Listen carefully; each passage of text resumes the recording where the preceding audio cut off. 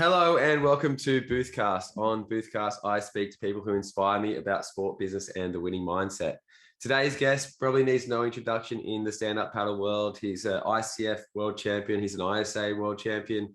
He's won 3 APP World Series. He's won the PPG. He's won the Pacific Paddle Games. He's won Molokai to Oahu. He's basically won everything in the sport that any paddler wants to win. So I'm really excited to chat to Connor today. And Connor Baxter, thank you so much for joining me. Yeah, man. Likewise. It's gonna be fun. Super stoked to always chat. I think when you get like two minds that think alike but a little bit different, it's always interesting to see where we can dig into. So always happy to join. Yeah, so let's start off with your paddle origins. Tell us a little bit about where you're from and how you got involved in water sports in general. Yeah, I guess that would be the hitting it on the nail is water sports in general, right? Started at a young age. Both parents were heavily into, windsurfing at the time, but dad partaked in all the sports. So from a young age, he really just laid it all out. Surfing by the age of 2, 5 years old on the front of the board. And I think it was like 5.5 or 6.5 is when I got that kind of famous shot with Sven on the front of the starboard. And that's kind of when the buzz really hit, getting pictures taken, getting all this like speed flow, and then windsurfing really just shot for me from the age of 5 to probably like 12, 13. Zane and I traveling around with my dad doing windsurf races, also doing a bunch of, windsurf freestyle, wave, all the different disciplines, trying to do all the mixture, right?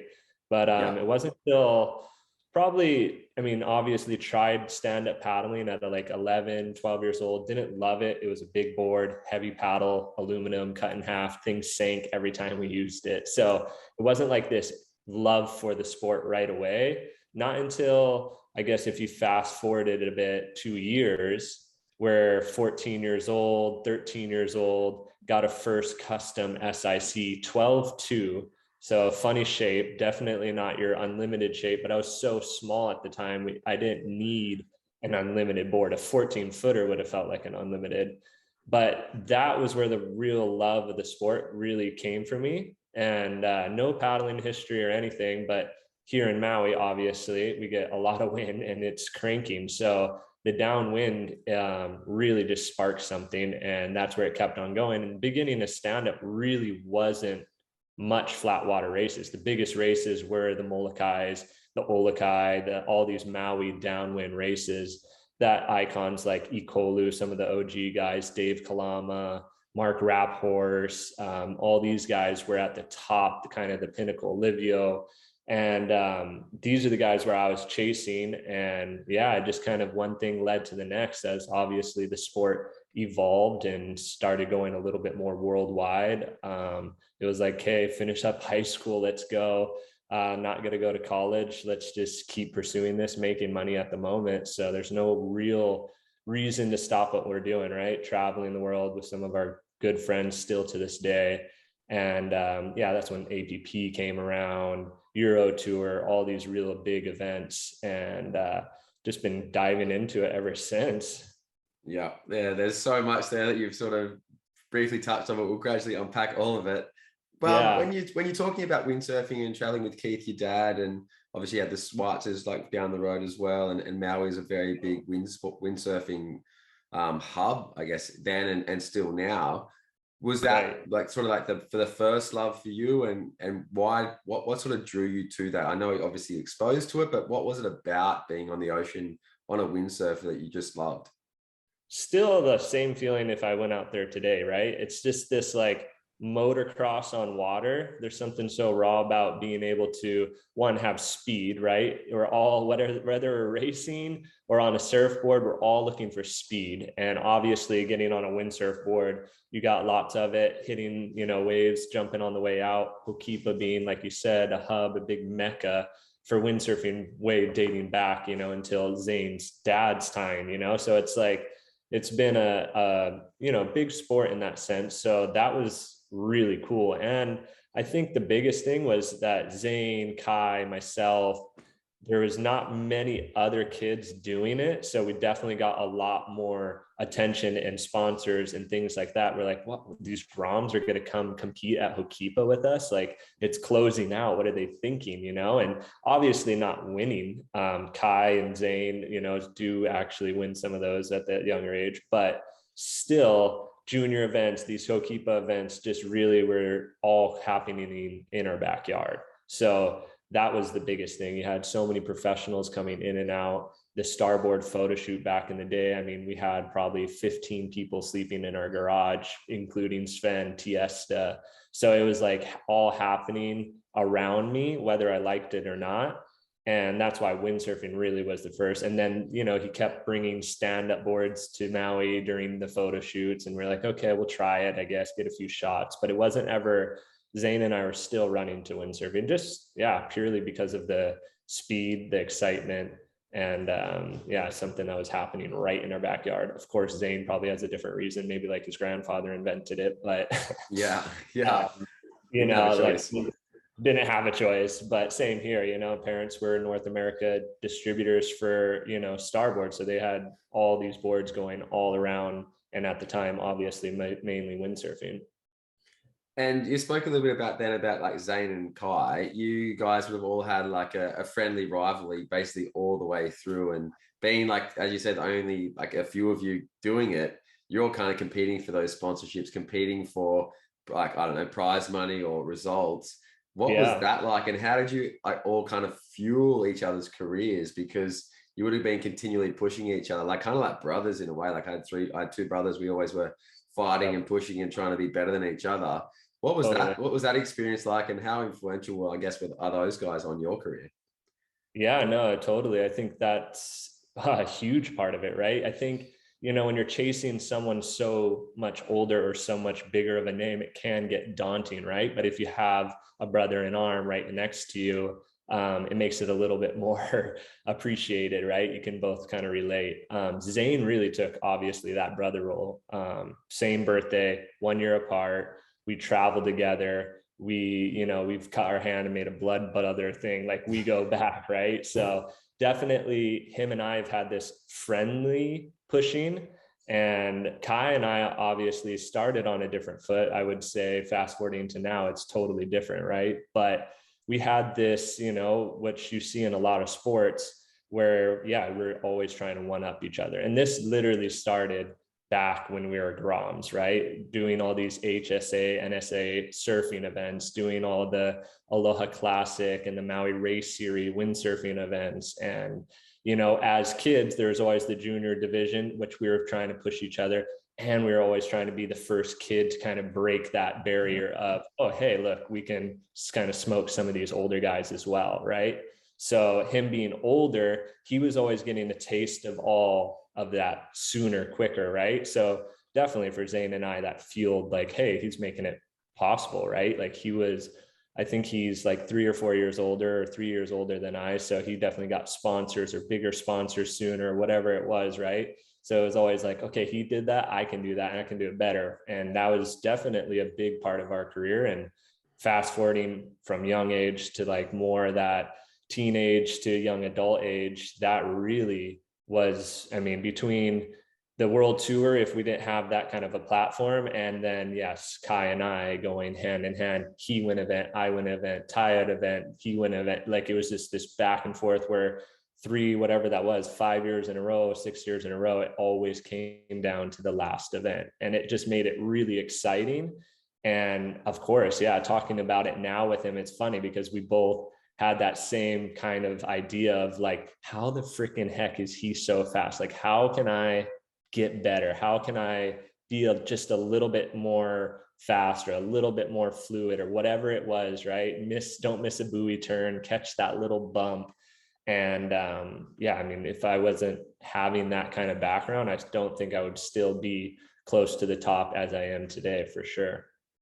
And so you had sort of had Zane as the big brother and inspiring you and sort of trailblazing in a way and sort of setting the parameters of what you can do. And then you sort of have Kai, the rival, essentially kind of driving you to you're just trying to beat each other. And I know you've had some infamous moments as well. Like, but How did you deal with that mentally as a teenager, essentially trying to go up and against, I guess, the best of the best as a teenager, as a young guy, and you're trying to deal with all these different emotions that you're probably not mature enough necessarily to deal with at the time. Like, you're only a young kid and people are kind of putting you on a pedestal and expecting so much of you as well. That's like something that I've learned over time. Like, you mature so much, and what I know now compared to what I knew 10 years ago is so different. But you're trying to deal with that. Sorry. Yeah, I was just saying, different story for sure, trying to deal with it now compared to then. I mean, the biggest thing was just, I guess, pushing through, trying to have that somewhat of a normal life where when I was home on Maui, making an effort to have friends, do these like things that I didn't want to miss out on, which I don't know. I mean, Zane definitely, he was I was always trying to balance my life right in between, right? Like, Zane knew how to have fun, still show up and compete, right? But I wanted this next level where you see it in a lot of people. Zane has it certain times, certain days, right? But to have it consistently, like Kai, it takes dedication, it takes sacrifice, it takes a lot of freaking work. Being there, doing it, I knew how much work that was. So yeah, at that young of age, it was trying to balance that, which I feel like I did a pretty good job. We still had to have that kid kind of fun party, this, that, whatever lifestyle, and still being able to travel, compete, and hold it together and go for world titles. I think now as an adult, looking back at it, definitely would have changed a lot of things in the sense of, like me and Kai are friends now. Like, why did we have to take maybe so many of those races so seriously or so to that next level, whether it was racing hard or bumping into each other or whatever? I think that definitely has, like you said, matured in that sense. And you'll definitely find that over time that you just have different relationships with different people in different periods. And then you learn to respect those people that you're probably fighting against the most because you both want the same thing, Right. So that's something that we all learn. And talking about Starboard, I've read some of you've been there with them for like 20 years. I think Starboard's been around for 27 years. Sven's obviously a massive influence to you in your career. What has that ride been like? Because you spoke a little bit about windsurf boards and paddling the first stand-up board, and then gradually seeing the progression of stand-up paddling coming into wing foiling and all the different sports that Starboard do. Just tell us a little bit about that relationship. Yeah, Starboard has been essentially there since day one, even before that, pre Connor, right? Before BC, before Connor. My dad helped him shape the first board. He was there. He was, sponsoring Sven, I believe, before that with Hawaiian Pro Line, which were these custom, all fully carbon booms, which was unheard of at the time. So like that relationship was already building before he was with my mom or whatever. And it obviously grew and grew. And like I said, I was seeing these photo shoots. The distributors meeting was like happening, or trade shows in Orlando, the Surf Expo. I was going over there at super young age. So it was always around these big names, huge athletes that obviously in windsurfing or any sport, you were like, oh, this is cool. We're just cruising, hanging out, getting insight from him. So it started at a young age, but like I said, 5, 6 years old, when I was in the photo shoot, like name on the call list, like, come on, let's go. I was like, wow, this is cool. This is sick. Like, let's see if I can keep this running. And that was it, like next year I tried to get a little better. Okay, now I can do it by myself. Now let's do it even better, get on a smaller board. And, it just had progressed slowly from there. And seeing now where I am and seeing like the behind the scenes, it's an incredible company. I mean, there's not a lot of companies where you see the, the CEO really rolling up his sleeves and getting wet, getting dirty, and then behind the scenes over here and trying to do good for the planet at the same time. Like, there's so many moving parts, and he's part of every single one, right? And then on the side of, production and going over there once a year and testing boards, how much time they put into each development each year, trying to push faster and never taking no for an answer, right? So it's been a wild ride. And of course, making a lifestyle, making a career, allowing me to travel the world, meet incredible people, see some amazing places, which, never would have gone to some of these places, like Oleron or this place. So in that sense, like, yeah, forever grateful. I would ever see myself really switching. I would probably retire before I would switch off of starboard. It's become that much of a family relationship, 100%. Yeah, it's pretty incredible to have a sponsor for 20 plus years. I don't think that's really heard of in any sport, it just doesn't really happen. So it's incredible to see that ride and see that journey from 5, 6 years old in a photo shoot to being world champion. It's something that's a journey that I'm sure Sven is as proud of as you are. Now, starting into stand-up paddling, you talked a little bit about jumping off a windsurfer and paddling the first starboard, but what was that journey like? Like, you were obviously there at the beginning, essentially, like with the OGs, as you spoke about, like the Dave Kalamas of the world. What was the racing scene like then? Then it was grassroots, right? It was as fun as it gets in a lot of sense. And then, some spectrums, not as big as it potentially could have been. So being back then, it was all downwind mostly. Those were the biggest ones that were happening right from the get-go. It was sick. Like, we were all on unlimited boards. We were just really chasing bumps downwind, trying to level up each other in that way. Guys like Dave Kalama or someone, like Kalama, these are people that we've all looked up to in all sports, right? Like Dave obviously being Laird's right-hand man in the towing days. So they're like, wow, he's transferring over here. Oh, and obviously he's like, you got some crazy skill. He can surf bumps. Really cool. Ikolu, same thing, incredible surfer, jumped on a race board, blew everybody's minds, winning the first worlds over there in Germany, and then the Molokai to Oahu. Like, these guys were kind of like, wow, okay, this sport's growing, we can get international from it. Let's see, and then even Dave and those guys were still in it. Ikolu, same thing for those first year. I think it was 2009, 2010, I want to say, for the BOP, Battle of the Paddle.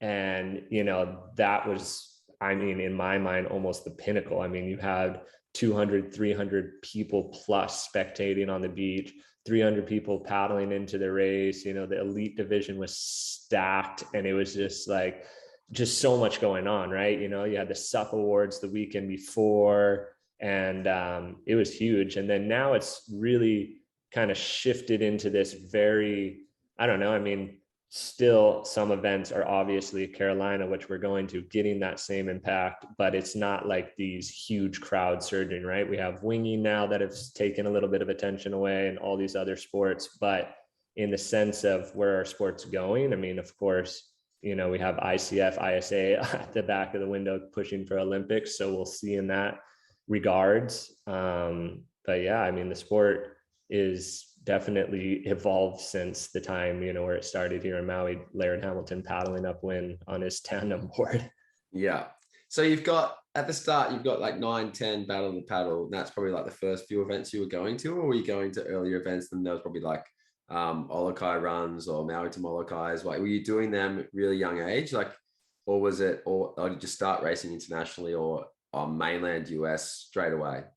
Yeah, no, definitely was the Olokai, Maui to Molokai. I think the first time I did that M2M, Maui to Molokai, it was on that 12-2. It took me 5.5 hours, just grinding it out. Obviously they had the Maliko run, which was the training run, right? And then Olokai came about, which the first few years were like huge, obviously. And that was like, by that time, I think I was on now 14 foot or even close to the unlimited at that point. The elite division all were on unlimited. So, we were just battling it out here in Maui for a few years, but then it quickly caught on in the mainland, quickly caught on in Europe. So, 2009, like I was saying, over to the mainland. At that point, I think there was maybe 1 or 2 the next year or that year in Europe that were pretty big. And it just kind of started traveling just got crazy in that sense, like 8 to 8 months out of the year gone, going to events like we were saying earlier, in Europe for a few months to a few weeks, depending, a couple times a year. And it just was now it's a cherry pick, right? Let's do the big ones, the fun ones, the ones that we know, that we do well in and like have fun into, like the conditions, whatever it may be, right?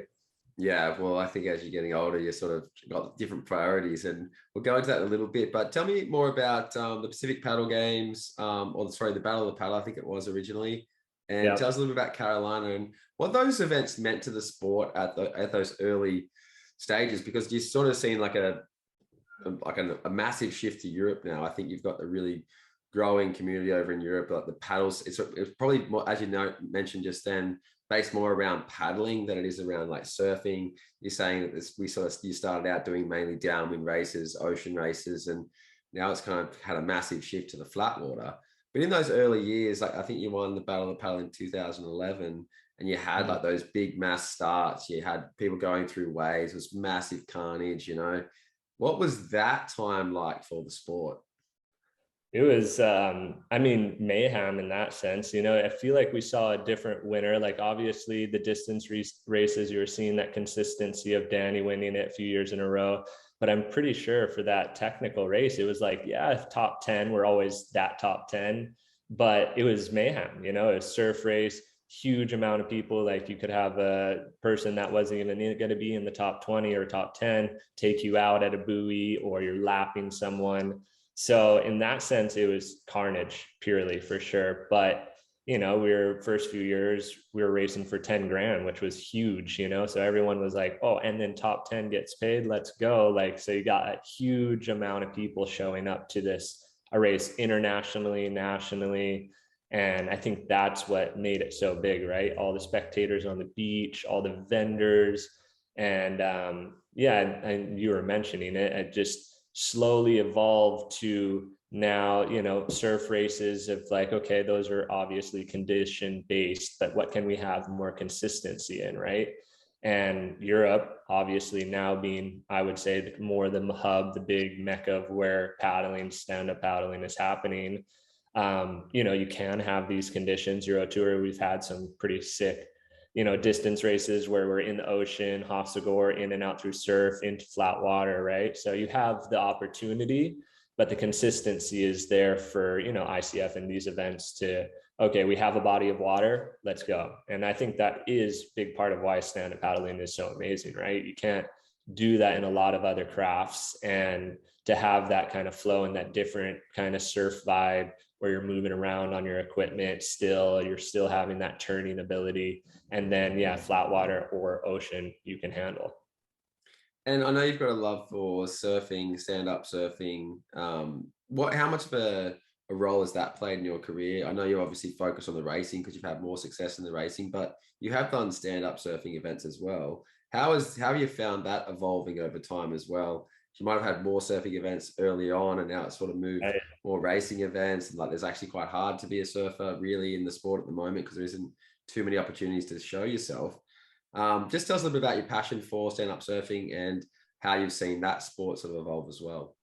Yeah, totally. I mean, that I feel like was way bigger at the first, right? You know, the first few years, Tristan held the same time frame, you know, that sunset big event. Kai was over there, all these big names. And it was almost like, yeah, I was doing pretty much all the surf stops. Back then, Tristan was setting up a lot of grand slams in that sense, where we would be in one spot for 2 to 3 weeks, do the surf, do the race, or vice versa, race, then surf. And it was huge, you know, lots of heats, lots of people. There's, yeah, ton of events. The worlds were happening, ISA every year consistently.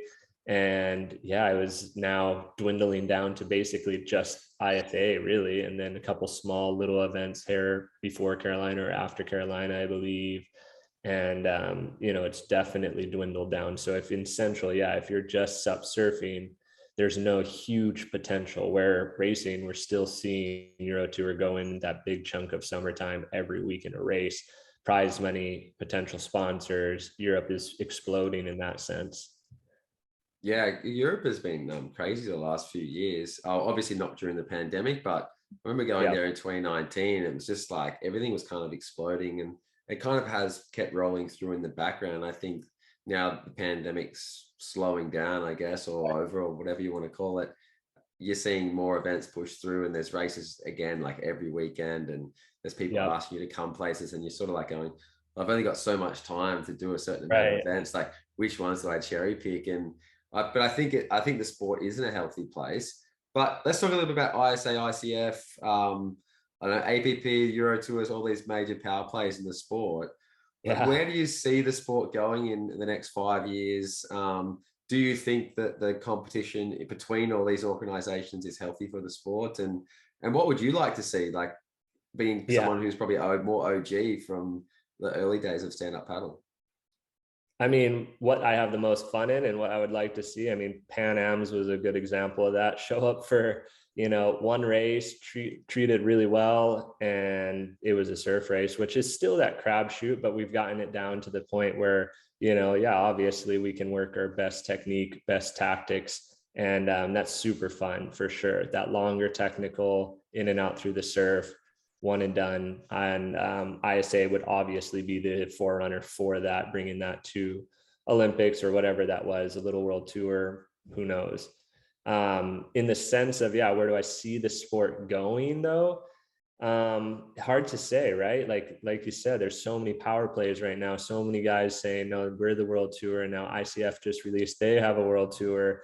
And this is how it's been from day one. And it's definitely drags the sport out. And I think we could have been at the Olympics this year or next year, if we would have gotten a little more together from the beginning, right? And had this foundation set instead of being dragged along now in arbitration and this battle. And now, obviously there's pushing that date back and back and back. So definitely want to see one of them come on top. I know from going to Hungary, the ICF guys are running fabulous events. They're running on time, on spot, lots of people. Like, that was a huge event. A lot of spectators were there. A lot of people were there. A lot of big names, a lot of athletes were there.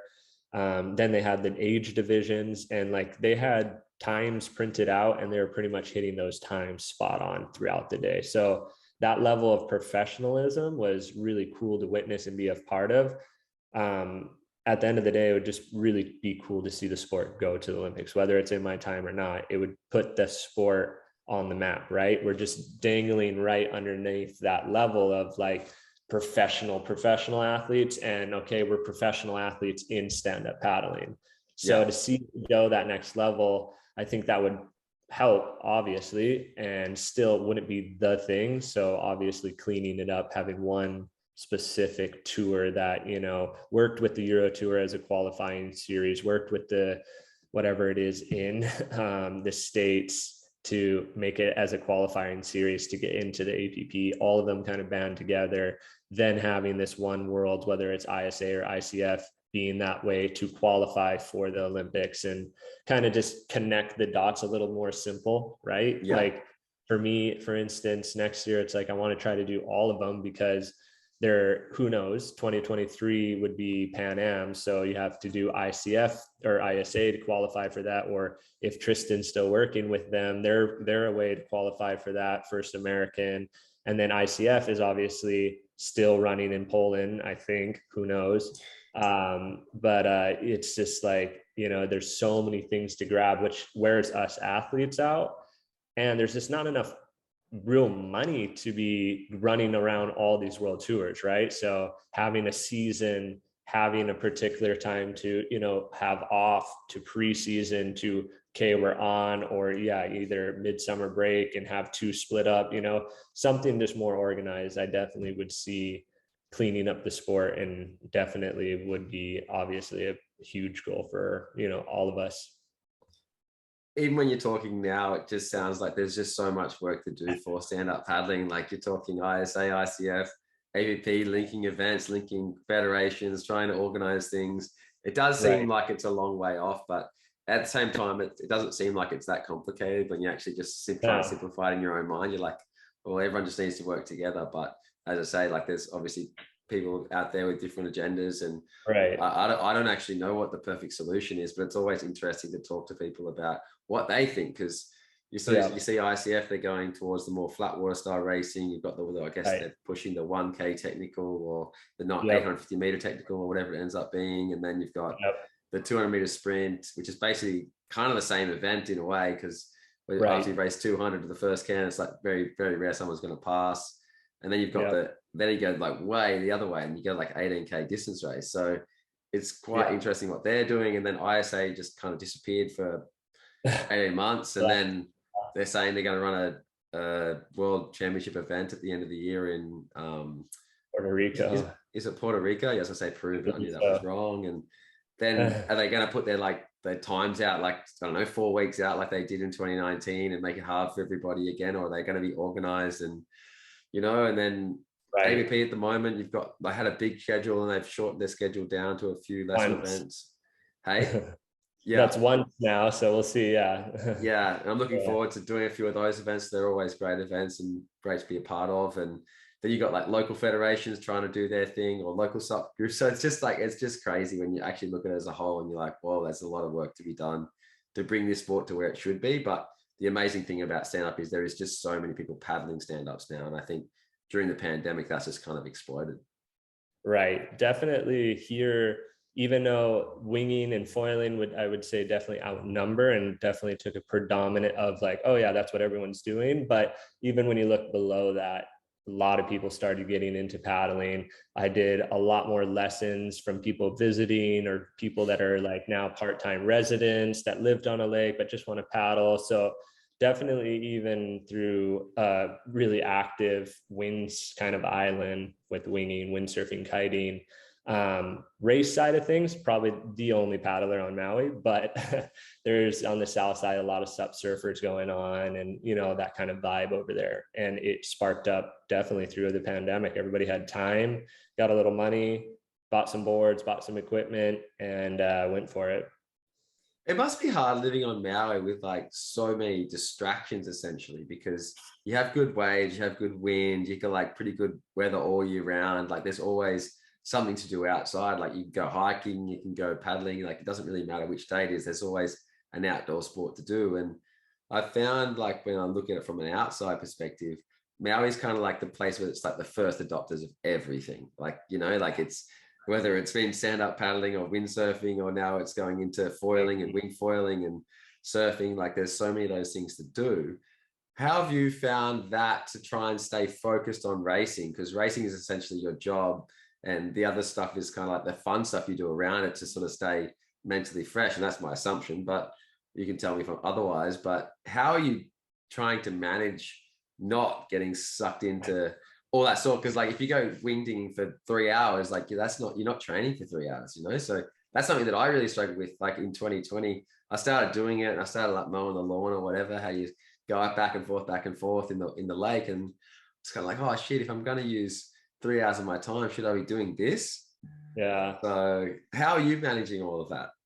Totally. Yeah. No, I think it would be always for me, like I still love the like actual side of racing enough to go put in the work, do my training, prioritize that. So that's the thing. Like if it's a downwind day, take the morning off, stretch, roll out, family time, whatever it may be, and then just go for a downwind that day. Some days I have early morning harbor training or do the gym early in the morning.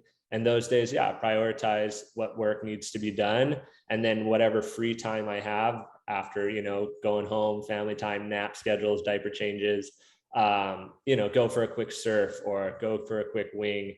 And definitely on the passion side, I mean, that's where a lot of fun is also as well. But competition, there's just this clear line, right? Like competition, I just love something about racing where it's cross the line, black, blue, there's just clear. It's not, and then surfing, there's always that hidden kind of agenda. And I don't like being rushed. So 20 minutes is always way too short. I like to surf for a few hours, get a couple good fun waves. And, like you said, Maui is a hard place for that. I drive right by Hokipa if I'm going for harbor sprints, and I'm like tunnel vision, like trying not to look at lanes going off with only 2 guys out or whatever it may be. And that's hard too, because by the time I finish, then it's already winds up, winds on. So I would have to pick something, like the winging, which is fun for me right now. I definitely have had a lot more fun with the SUP surfing or just regular surfing. Winging is just great for like summertime downwinders going for it. Haven't really found that spark or real interest in the competing side, especially just with the foil craze right now. It's like, let that all happen. And then maybe there'll be some gear that comes out where it's like okay, this is like great. I can bring 1 or 2 foils, not a whole suitcase of foils. Like, yeah, just having fun to go for it. But surfing, yeah, that's hard to pass Hokipa and go for sprints some days for sure. So yeah, the wing foiling stuff is quite crazy at the moment. Even like the downwind foiling, for example, you kind of like, it's kind of like an F1 competition, really. It's like, who's got the best foil, who's the lightest, who's been foiling the most, who knows the conditions, like who gets up the earliest. Like, it's quite a complex thing. Whereas I feel like stand-up racing is kind of simple, even though we all have slightly different boards, but they're 14, 14. They're just kind of similar. Whereas at the moment, I thought about doing some downwind foiling stuff, and it started getting too complicated for me, because I was like, well, I like it, it's fun, but if that guy's got like a foil that goes like 30 seconds faster a kilometer than me, I can't compete with that. Like, I like competing, but I like competing at like on a level playing field, because then it's like mono e mono, and you what you're talking about, like, it's very clear cut. You start and you finish, and whoever wins. And that's something that I don't think you can get in those sports yet. Right. Yeah. And that's kind of same thought process over here. Is something so OG about stand-up. And I mean, we all could switch boards on any day and it's still relatively the same, right? It's like all just learning your craft, of course, but it's not like this magic board is going to come out and just smoke everybody with a Joe Schmo. It's like, you need a solid paddler obviously on it. And there's something so rewarding about that, where the foiling, I mean, here in Maui, the downwind side or the winging side, it's just consistent, right? Like, sometimes we don't have waves, especially going into summertime. There's some flat spells, and it's like awesome to go keep active, get that active play, clock up, which is always good, kind of clear the mindset. And now especially, it's more like, okay, let's go see what we can do. That has shifted for that to, let's go see if we can go to the south side, grab a couple little waves, put trestle on the front of the board after the training session or something with the paddle, grab him, go for a couple laps on the harbor. So just kind of switching that freedom of, okay, let's go surf for an hour, to like, no, it'd actually be sick to go surf with trestle, so balancing all of that out as well now is a fun game. Yeah, well, let's talk a little bit about dad life, because Trestle's now 2, as you mentioned just off air before, and obviously you married your wife Anae about 4 or 5 years ago now, and there's been so many things happening. You've got another one on the way. How has that changed your focus, your perspective, going from training in the morning and doing your like leisure activities like you normally do, but then having to come home and change diapers, having to wake up during the middle of the night, having to prepare different things, having to consider that when you're trying to travel? How has that changed your perspective on things? Yeah, it's definitely changed. I mean, to start off, we were definitely spoiled. I mean, the whole world hit pause 2 weeks later after he was born. So we were a bit able to kind of just really dive into that and really immerse ourselves in that. So yeah, focus just clearly dropped from everything around, far as especially paddling, those kind of things. It was just like, wow, we have a baby. I don't have to travel. Let's stay indoors. Let's stay safe. Like, let's just huddle. And now, and I mean, obviously end of 2020, going into 2021, having the Worlds, all these big competitions, especially the ones that I kind of had to leave home, where Hungary, at least they got to come, which was awesome. And seeing him cheer on the sidelines was just something special, right? It's like, you now are not necessarily having to prove something, but now you're having to like, okay, let's go provide something. Let's go, like, no, we're not going to just be here for, okay, let's go out there and really put it on the line and, bring something back and keep this dream alive. Show how, whether it's you're in paddling or soccer, this sport, that sport, business, or any mindset, just kind of keep pushing forward for sure. Yeah, it definitely changed my mindset, my perspective as well. Like, even going away last week for like a week away from Bailey, my young fellow, was like such a weird thing. It's my first time away, and you're like, oh, like, and then you come back and it's kind of all the same, but it's like different, and like he's growing a little bit more, and they grow so fast. So it does definitely change your perspective on things. But I think it's a great life milestone as well, and I've been loving it. So I'm sure you have exactly the same thoughts.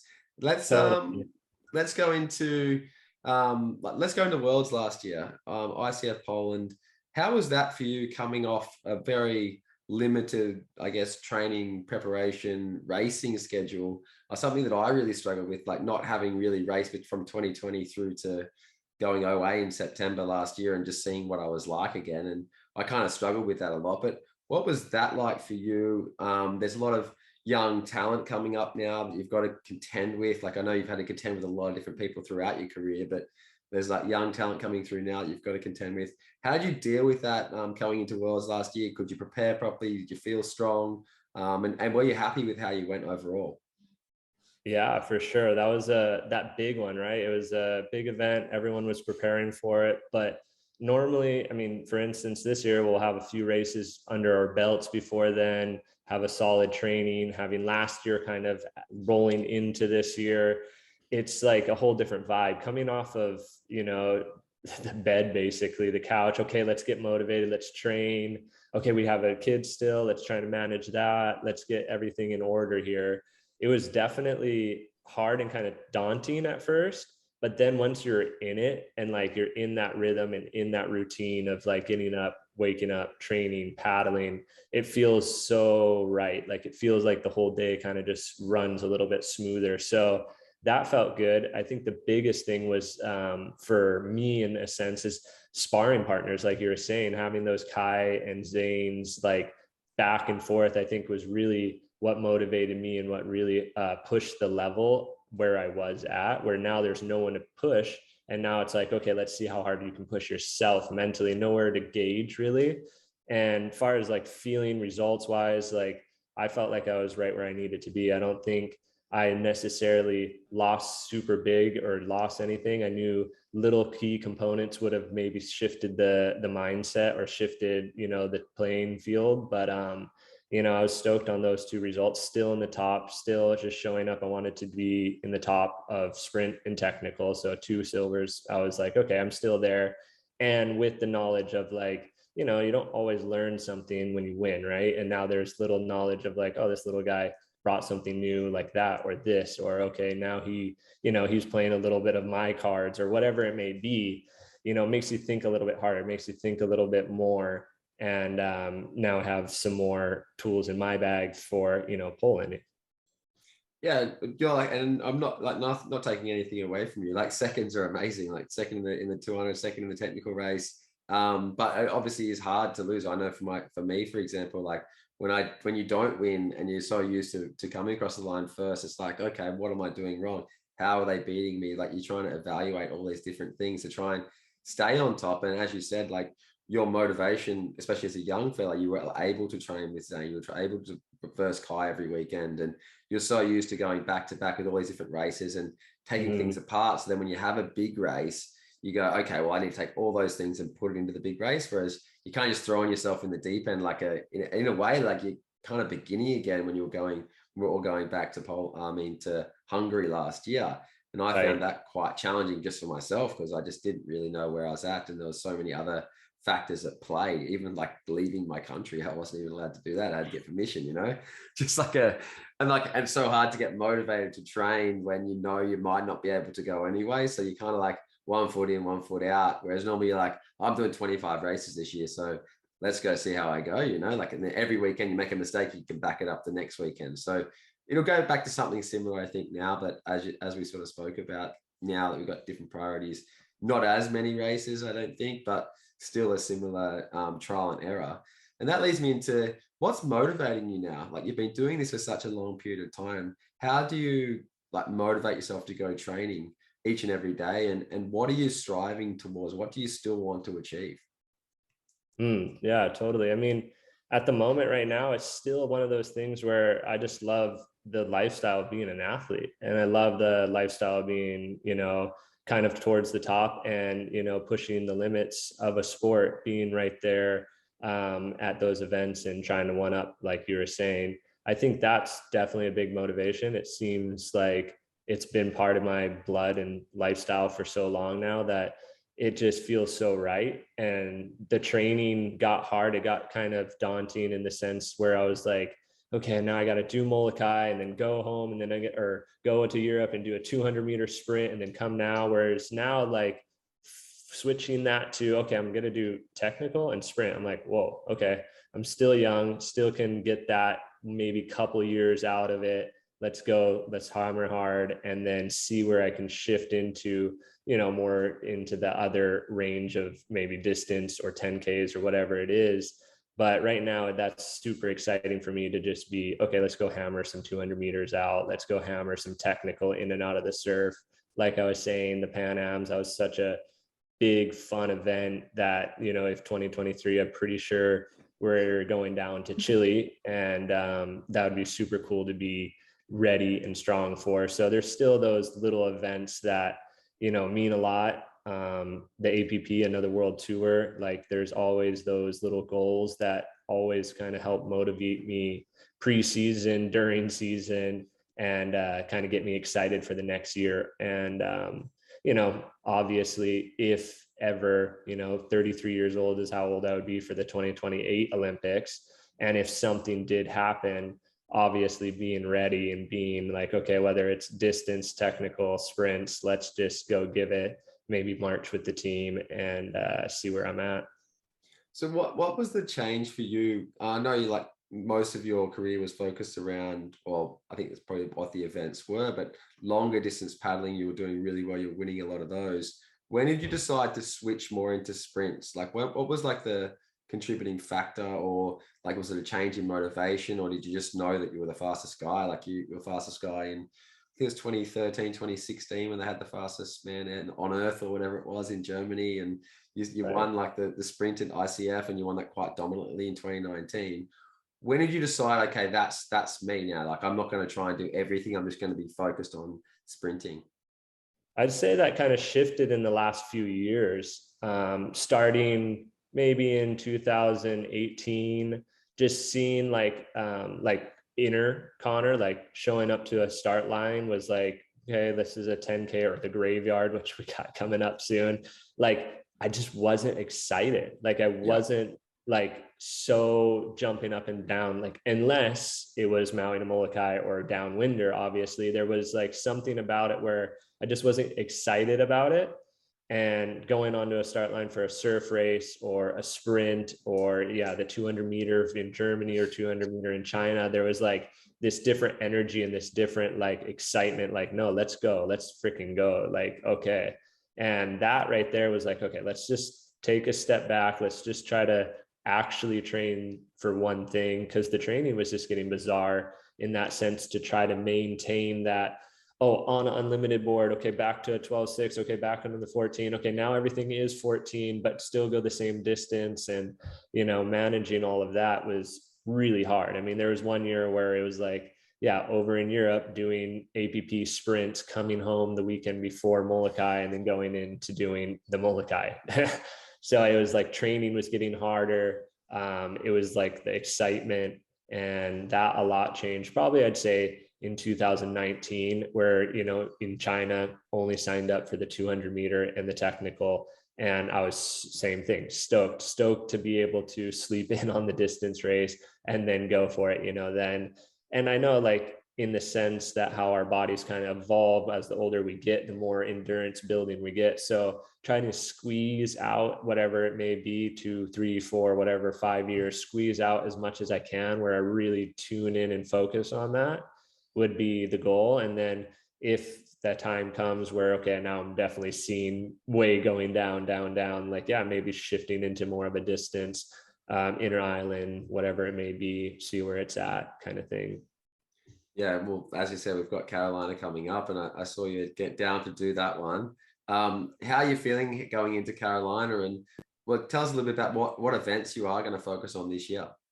Sweet. Yeah. Carolina was the main motivator to go there. Is just the event. I tell everybody this every year. The event is something special. Like, it has that BOP vibe where you're just getting a lot of people that are driving down from Canada, driving in, flying in yourself, big international field from Asia. So it's like you get a lot of people coming to one hub, which, in previous years we were seeing a lot more of, so this one brings in a little bit more, a little bit extra. So that's really part of the reason the event is something special. The fact that they're continuing the sprints I was like, sure, why not? Let's go over there, survive the distance race, go have some fun and see where I end up. You know, top 5 place would be awesome. Top 10, let's go, whatever. But then, yeah, just try to tune in to that sprint race, go for it, in and out of some small surf, big surf, and, you know, kind of just get that pre-race under the belt. I think that was like what we were saying for the other year, especially for you. At least I had one event, I think one event basically was Hood River right before that, but it wasn't like you were saying, it's not that same vibe when you have, like, you paddle as fast as you need to paddle. Like you know, as an athlete, how hard you need to go to win, and you will stay there, right? So it's like, yeah, we had a few guys, but it wasn't like that level wasn't really being pushed. So then going to Hungary, it was like, whoa, where is this left field? Like, obviously I knew Noik was going to be up there, but it was like, whoa, the people that I was really actually worried about are not even really here. It's this kid. Like, okay, now that everything's shifting, everything's moving, right?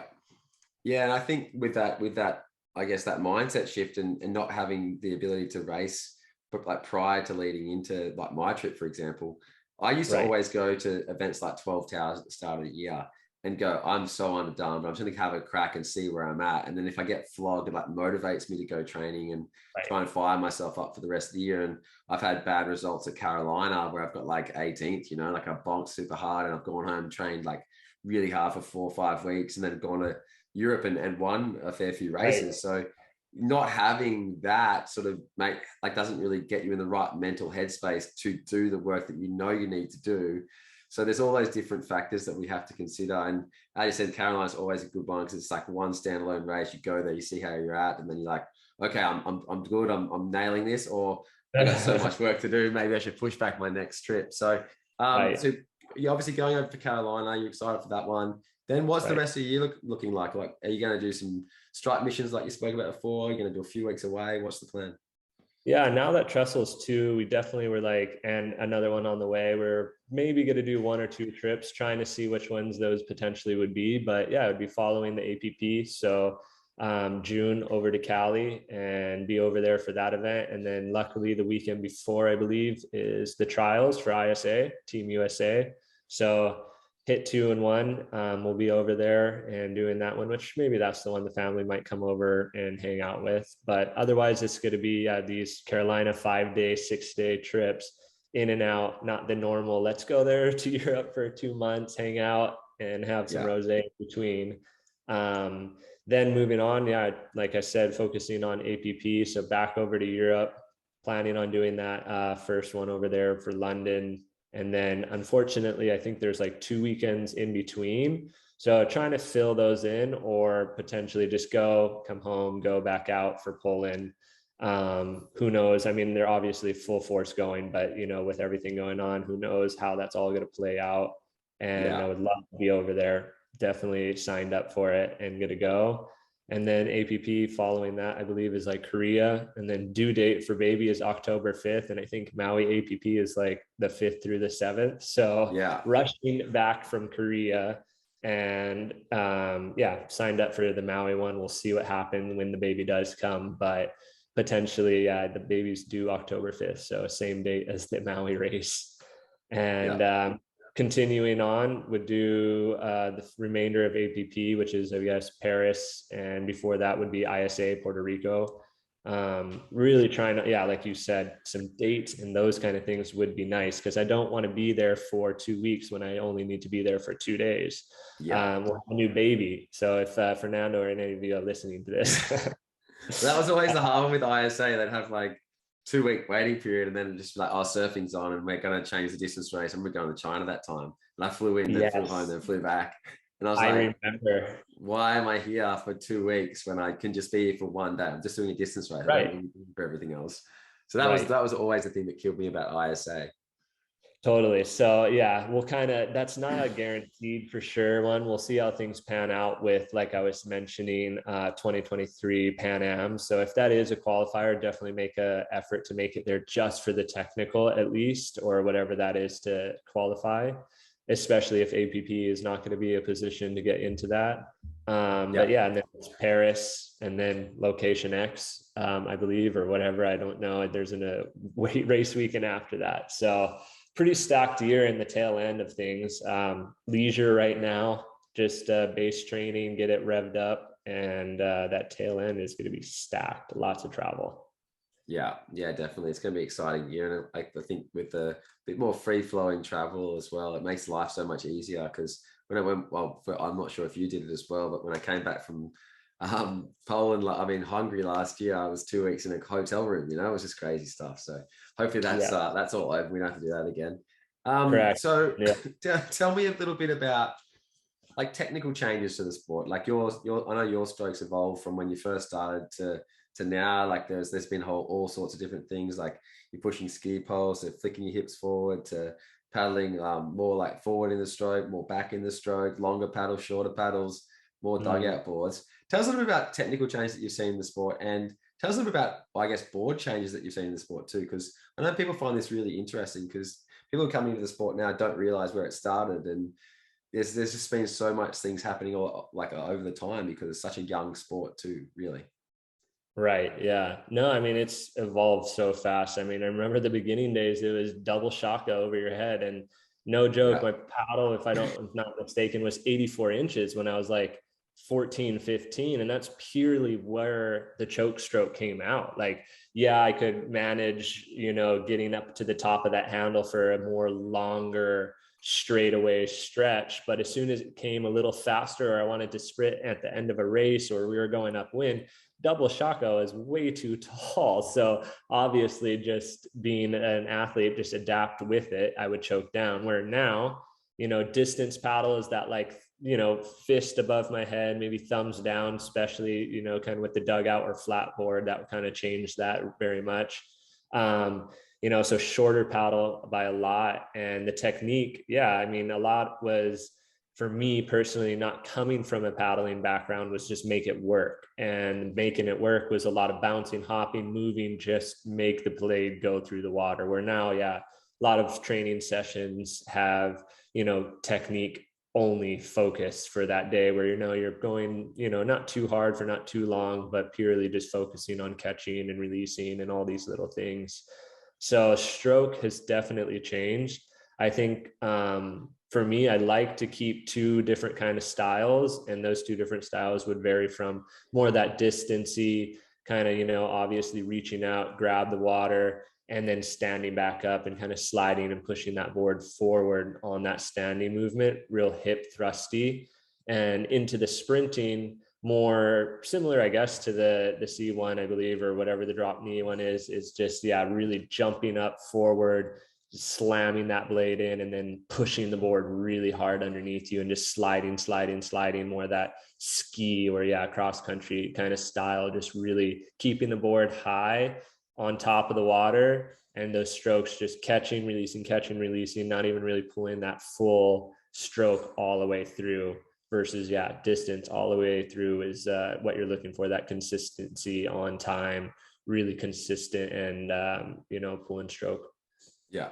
And what I find amazing about paddling in general is, like, I guess the dynamics of the stroke is based around like certain principles, and we're all just trying to like grab that point of the water and move past it. But the way that it's done from so many different paddlers is so different. So it's quite interesting to hear the different thoughts processes of the different paddlers, because what works necessarily for me doesn't necessarily work for you, and doesn't necessarily work for Noik, or vice versa. So it's cool to see when you're watching people paddle, and they're all paddling like similar speed or similar pace, and then they're kind of doing it all differently. And I think for some people it's so confusing, because they're like, well, that guy's paddling like that, I should paddle like that, and they're like, that guy's paddling like that. And I always say now, I'm just like, look, this is how I paddle, this is how I like to do it. Doesn't mean I know everything, but this is like what I think you can do to get better.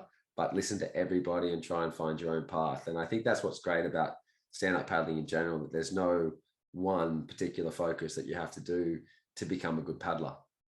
Totally. And that's same ethic I've done for myself, and same thing when I'm teaching or talking to people. It's like every body is built mechanically different, right? And everybody has these certain little key points where it's not that full stroke that's doing it perfect. It is for them, but little key points that you can take out of that stroke that really fit well with your body mechanics. And yeah, that's, I mean, learning from Dave over the years, paddling with Danny over the years, and then evolving into like different equipment, different blades, different, you know, going from concave to convex or flat bottom to concave. Everything had to have a different rhythm or different change. So as the boards evolved, technique has evolved. And of course, obviously, yeah, paddles have evolved. But overall, I think we're at a pretty good point in the sport where, you know, we have some really fast, consistent boards, very effortlessly in certain conditions, paddles, same thing. And everyone's at a similar level field. So when we go to race, it's like, okay, let's see who's the fastest paddler today. And what do you think with like board design? Like what was, you spoke about the 12-2 originally that you had from SIC, and that was like your main board, but how have your boards progressed over time? And I know you've worked a lot with Starboard as well, helping design their boards. Is there any key things that you've found over time that have worked really well consistently? And how have you found the boards and the speeds increase over time? Yeah, I mean, working with Starboard, we've seen it all, right? They've brought shapers in from the prone world, the canoe world, this, you know, so they've really gathered a lot of minds. And it seems like from the past, obviously, and I even have a few of those boards underneath the house where, you know, flat rocker, low volume and wide and still unstable. So from that to, okay, let's grab a shape that's more stable. We can get a little bit narrower. And now we're finding the board kind of gliding through the water a little bit better, but concave. So now we're having to keep this high pace in order to keep the board planing the whole time to actually make the board do its thing. To now where we're finding, okay, let's go for more displacement, kind of looking for more this average speed of like, okay, we're going to be hammering this speed for a while and we're going to be able to hold it with a minimal effort. And if we do have to bring it up downwind, sprint, ending of the race, wherever, we're still able to kind of compete and hold our own in that sense. So boards have definitely gone from like this sprinty and, you know, like distancy to then sprinty to then now back to this more kind of distancy overall average speed kind of vibe in a sense.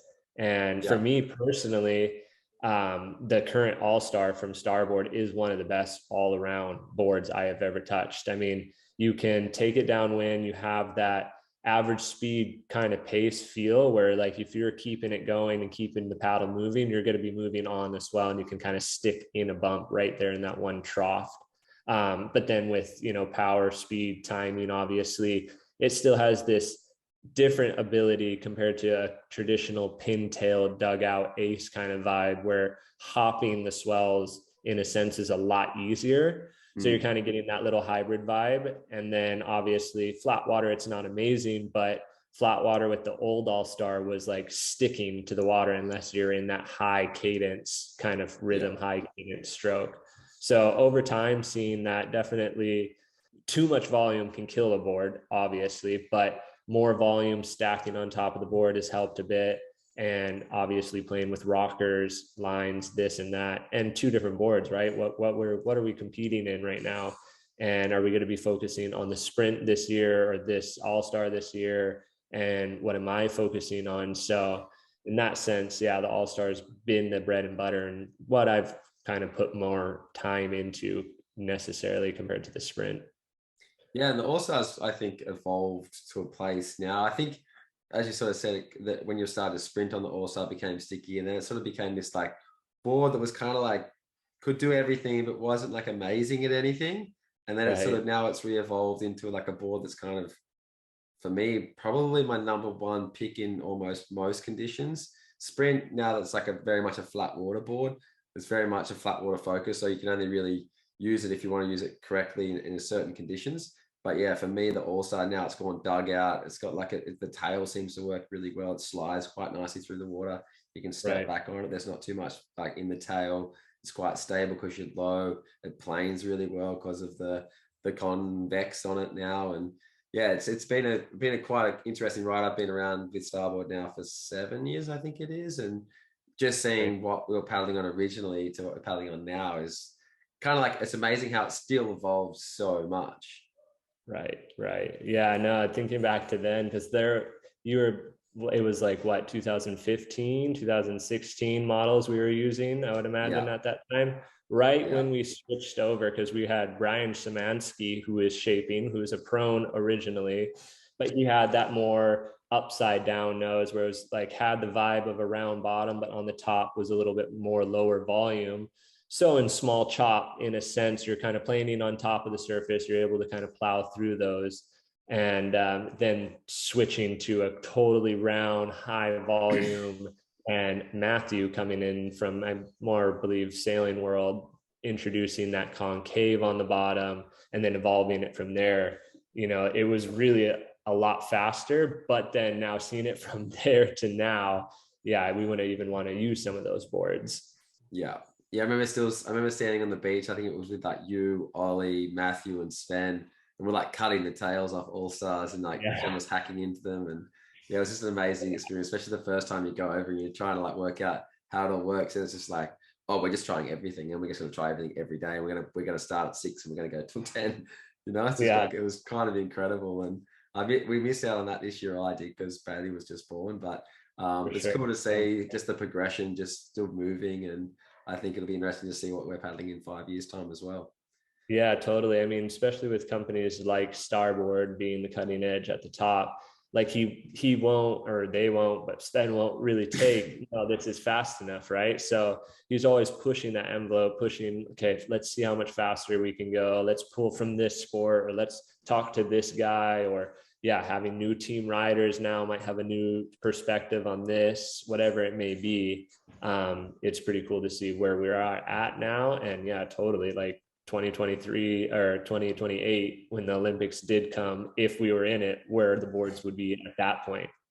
And do you think if they went to the Olympics, would it become a one class thing, or would you think it'll be a length thing, or how do you think they're going to manage that type of thing? And do you have, are you on any boards with ICF or ISA? I know I personally stayed away from all that stuff, but have you got involved heavily? No, I have stayed a bit away from the paddle politics. Like in the kind of beginning, I was like, let's go, let's try, let's see. But it was just nowhere, there was never ever forward progress in any of it. So it was really hard. And that's why I say paddle politics, right? Paddle ticks. It was just really hard in that sense. So no, not on any of the boards or, helping. Obviously, day of events, before events, if they're asking questions or for advice, obviously happy to share. But no, I mean, not on any boards, luckily. Try to stay out of that as well. I was trying to stay out of it as well. And the only reason really I've tried to stay out of it is like, we're still racing, like I don't want to end up being the guy who's like getting how to go. Like I saw some bad experiences, I think, with Casper, with ISA. Like he was trying to push really hard and do great things for the sport, but I think it eventually started wearing on him a little bit, because like we'd all be going to him like, what's going on? Like, why are you doing this? He's like, I don't really have a say. Like, I don't know why you haven't got me, So I sort of saw that and sort of made sure that I gave it influence as a consultant, essentially. Like I'm happy to give some ideas, but I don't want to be fixed into one position, because the sport just evolves so quickly, right? Like you wouldn't even think ICF had any interest in the sport till 3 years ago, and then ISA before that had an interest, but sort of didn't have an interest. And then APP was kind of like the main one, but then sort of didn't have any like direct control over a lot of things. So it's just an evolving sport all the time, and you just want to see the whole sport as a whole with everybody get better. Right. Yeah, totally. And then far as like seeing where the boards are going in that sense, I hope and would imagine that they would keep length width, kind of find that range and allow shapers to create it, especially if it goes towards the ISA. I would see that definitely happening, just seeing how, surfing is obviously like that, and they know how that is design and this and these shapers. So in that sense, I think it would be really cool. I would allow for a lot of, keep it in this certain range, but it would allow for a lot of, science and technical stuff to evolve and keep going, instead of, everyone on the same board. I feel like that has killed a lot of sports in the past. Windsurfing, it definitely was climbing. It made it to Olympics. Everybody thought it was going to be the thing that really pushed it even further over that bubble. And it was one design. So it's like it limited a lot of people. It limited guys like myself, for instance, if I ever even wanted to dabble into that, it was all in pride. So whole different equipment. I couldn't be sponsored by Starboard, or if I did, I would have to use different gear. So in that sense, I think it would be super cool to see the boards stay in a certain range. What that is, I don't know. I'll paddle anything at the end of the day. So in that sense, don't really care. But yeah, find that range, and then let's see who can design and build a faster car. You think F1 is so cool in that sense, where everyone has, I guess now, unlimited budget, but it's like, let's see what we can make, obviously staying within these kind of guidelines. Let's see how we can, obviously have the best driver, but the best vehicle as well. Yeah, I like that part of F1 where it's sort of like the team thing, and it's actually the design thing. And we've had like a little bit of say with Starboard with the design, so it's cool to paddle your own designs and see what works, what doesn't work, and try and keep progressing. I think that's part of the fun. But do you see, I guess for manufacturers in the sport, like, would you think that a weight limit and a length would be enough, or would you go distance or a width or amount of volume, or would you, what sort of parameters are you thinking? I would say, it would, in my mind, I would say length, width, and weight. And that just keeps it pretty simple. Can't go longer than this. If you want to go shorter, hey, go for it.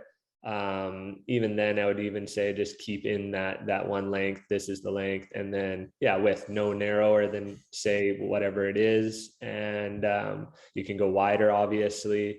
And then the weight, let's keep it to a fair point. Let's see where the industry is at, where we're not breaking the budget on everybody, and where we can design a board quality, and all the companies can kind of find that weight limit and then set it there.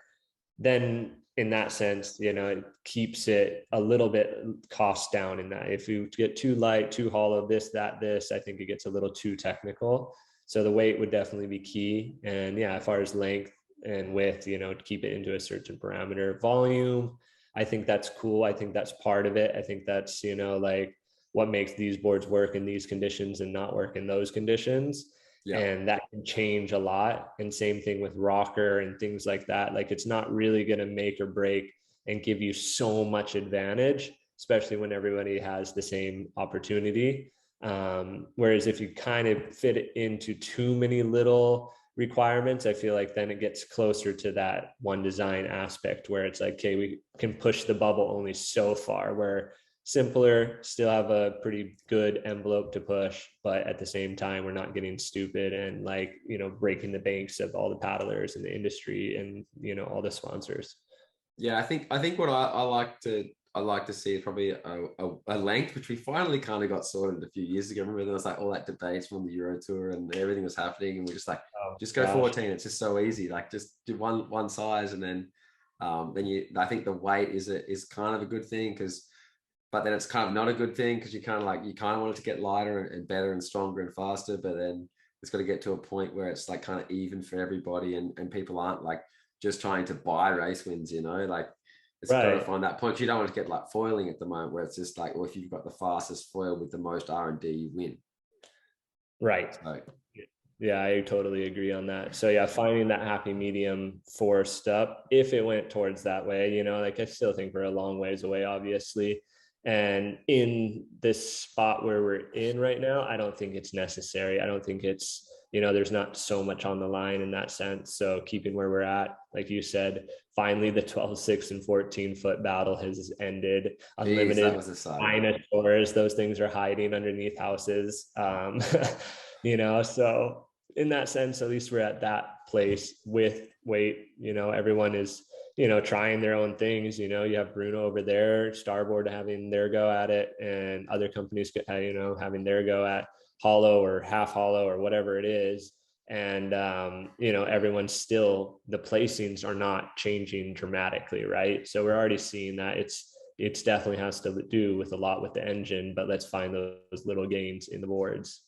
Yeah, because we focus so heavily on hollows, for example, but then you look at I just talk about Hungary a lot, because that's one of the main races that we did, and the winners in all those categories in the men's anyway were all on hardboards. Correct. Yeah. So it's it's not a matter of, who has the fastest, boat or vessel that day too. So it's has a lot more into it. So I think finding that range in the few years or whatever it is, those requirements, I think we're still at an early point where let's still do some more testing and have the kind of unlimited access to this is too much, this is not. We finally found the range. Now let's find, I guess the shape, the design, that kind of side of things. Obviously, I feel like we found pretty much the narrowest we can go, and we're not going to go too much narrower than that. Yeah. And, so all these things are pretty much being broken and found out within the last few years. Yeah, because we came down to that, I think, under 20, and then we came back up to like 21. And right. But it all depends on the shape and where the volume is. And like, there's so many different attributes to boards. It's not, I know I talk to a lot of paddlers and everyone's always like, oh, I only paddle like a 22 width. And I'm like, well, it doesn't mean anything. Like if the board's got a pintail and a pin nose, and you've got a concave or convex, like it's a completely different board. Compare something with the square tail, or something's got more cut out in the front, something that's low volume, something that's dug out. There's so many different factors, and it's all about what the paddler feels like and how he paddles it. But talking about like peaking throughout as an athlete, and you've kind of created this career for yourself out of kind of nothing. You kind of trailblazed a stand-up paddle professional athlete. How have you done that, for example? Like, for those out there listening, like, what were the key influences for you? How important were sponsors that going along the way? And how did you make it work? Like, you've been doing this for, I don't know, a dozen years now as a professional stand-up paddle athlete, and one of the longest professionals, I think, in the sport. How have you done it? Like, give people like an idea of what you had to do to make this sport your career. Totally. I think it's like anything. I think those people that are top in any, whether it's sport, business, it's that hard work, that ethic of like, okay, let's not stop here. I think there's more to do. There's more to push. There's more that we can kind of see. I think that having that just mindset from a young age. I mean, my parents said they saw it when they signed me up for soccer and these sports, these little things where it's like kids were picking flowers, but I was already over there trying to score 30 goals. Like, there was something different, right, from a young age where that wasn't enough. I can always be a little bit better. So when windsurfing came in, dabbled in it, worked hard at it, and then stand-up came about, it was like young age, put in, a good amount of work, and won a big race, beating Dave Kalama and Nicolu at like 14 or 15 years old, made $4,000, where windsurfing, I wasn't beating any of the professionals at that time because they have been doing it for the last 30 years. Stand-up was still so new that I was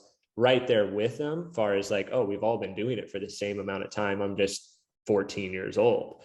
And I think that was having that little taste at a young age was like, okay, this is what I want to do. I see where those next steps go. It's okay, let's put in, sacrifice time, not going out every single night, partying every weekend, not having those, friends, meetups every day. It's like, okay, let's have them obviously here and there, prioritizing things. I think, at a young age, I got what I needed out of school and did just that. But then priority was like, let's go for it, paddle. Let's go wake up early before homeschool, catch the bus home. Like, let's just make it work.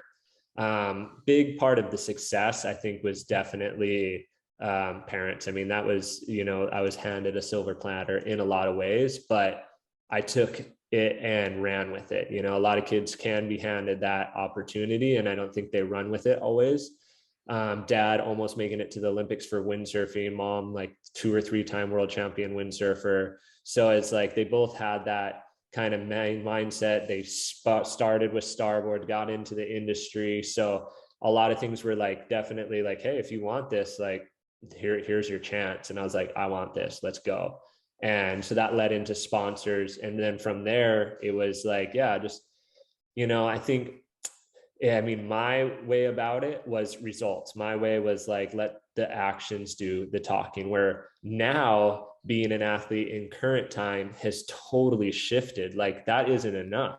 Like, we've now evolved into this world where you have to be more. Results are not everything. There's this business aspect to it. There's this social media presence. There's this, response and this and right. There's so much more to go out there and get results. And I think back in the time, we were on the tail end of like how athletes became about having a pro model, results, big names, whatever it was. We were on the tail end of that.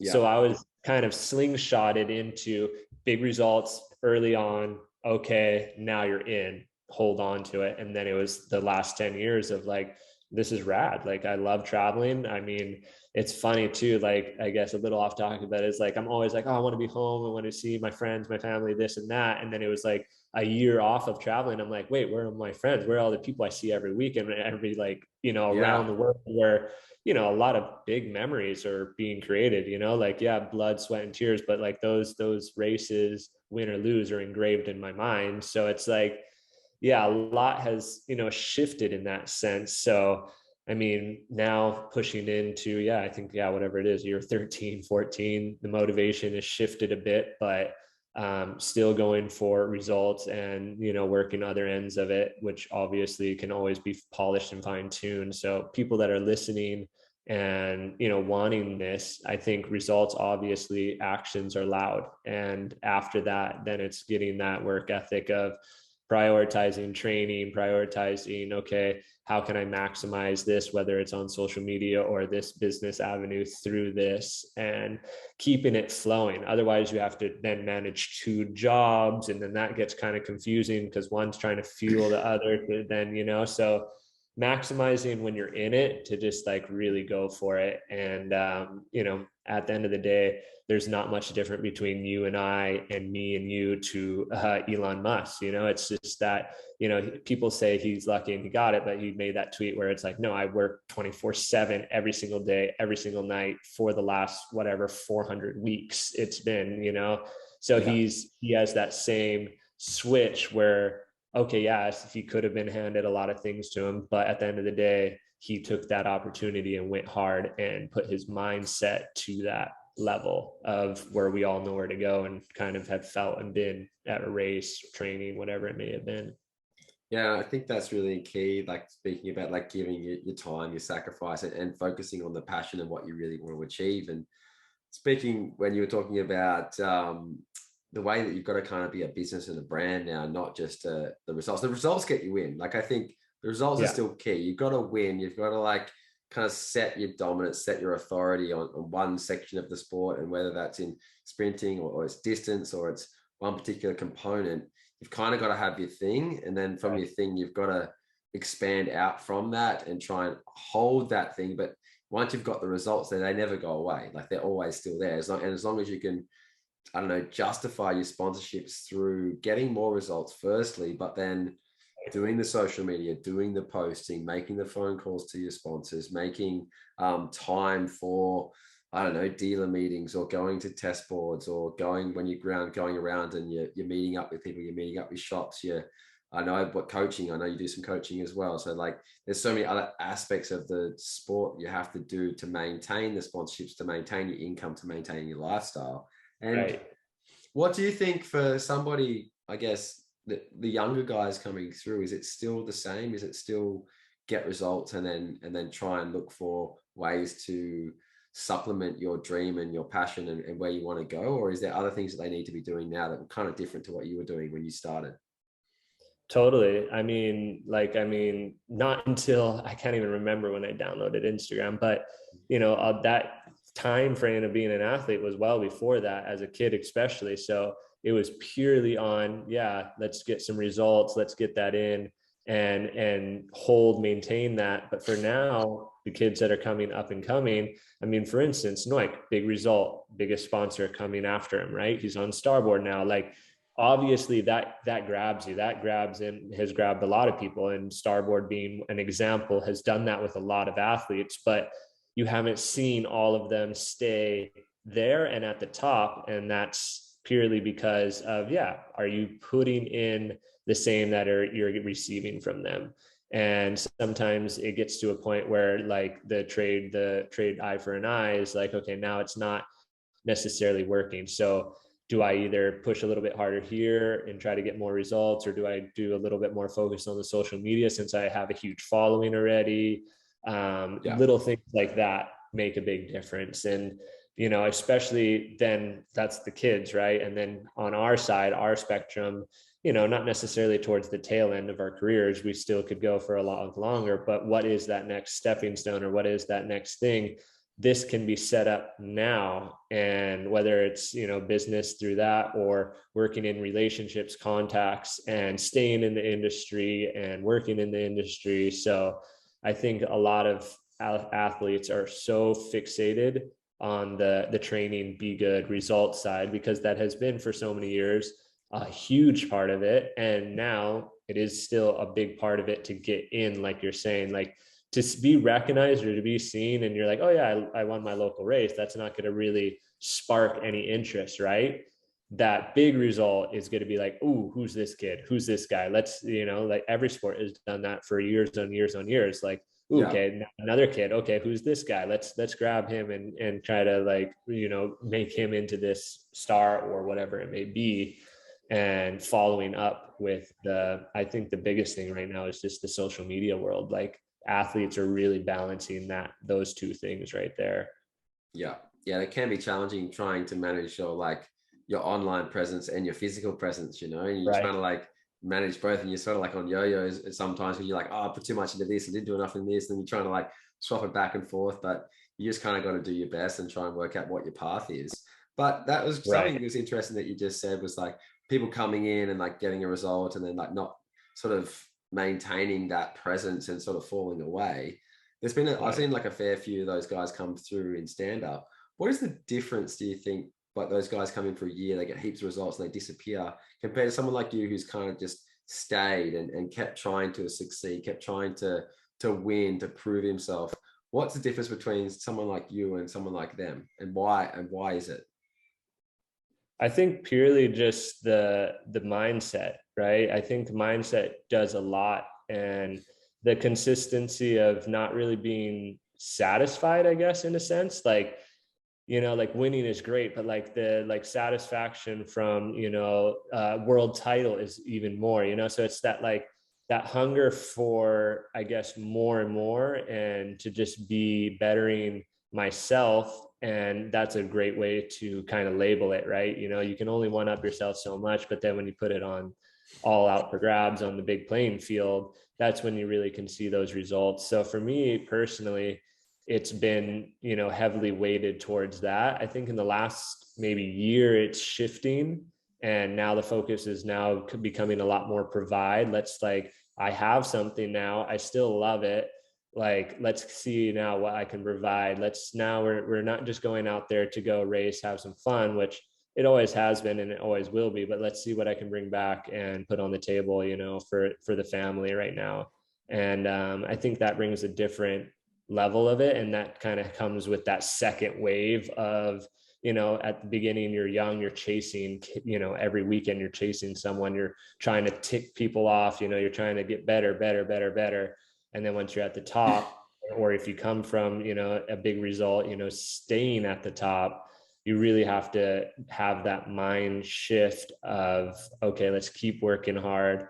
Or, you know, I just lost a few events, let's see how much harder I can work here, not necessarily to get faster, but maybe more efficiently. Or, you know, and I think health and fitness, I mean, I guaranteed have ADHD, because if I sit in one spot if I get sick, like I just go crazy. I start bouncing off the walls. I see why my son is bouncing off the walls now. Yeah. I am in the gym, you know, paddling and wearing myself down. So it feels good. It's something that my body is just so used to.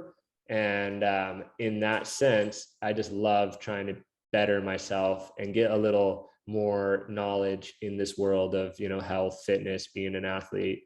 And yeah, it comes down to how far and how much willing are you to put into the work. I think big results can come from, you know, obviously conditions, luck, this, that, or from, one really good season of training and preparation, but then maintaining that. Can you do that for the whole year? Can you do that for another year and another year and another year? And that's when the mindset has to come and take over. That chimp mind saying, nah, it's not worth it. Like, let's go in, we're done. Or that professor mind, like, no, we can better ourselves. We can push through this next 30, 40 minutes, you know, and choosing that professor mindset over the chimp mindset. I think is what gotten me so far for sure. So speaking of mindset, speaking of focusing on like particular things in your training, when you look back on your career so far, what would you say are your major achievements? Like what are the ones that stand out the most to you, and why is that? Yeah, as far as results, I mean, like you and I have experienced, they come and go every weekend. You go from high to low to low to high, high, high, high, you know, so it's like this everlasting kind of battle in that sense. But the few that have stuck out would definitely be some of the OG days for sure, just because of the like amount of people and the hype and all of that around it. Was that BOP 2011 would probably be the earliest kind of like, oh wow, this was crazy, this is sick. And then kind of moving forward, all the events were really standing out to me. Honestly, it was a couple world titles. The first one mainly just because I got it. The second ones were the same old.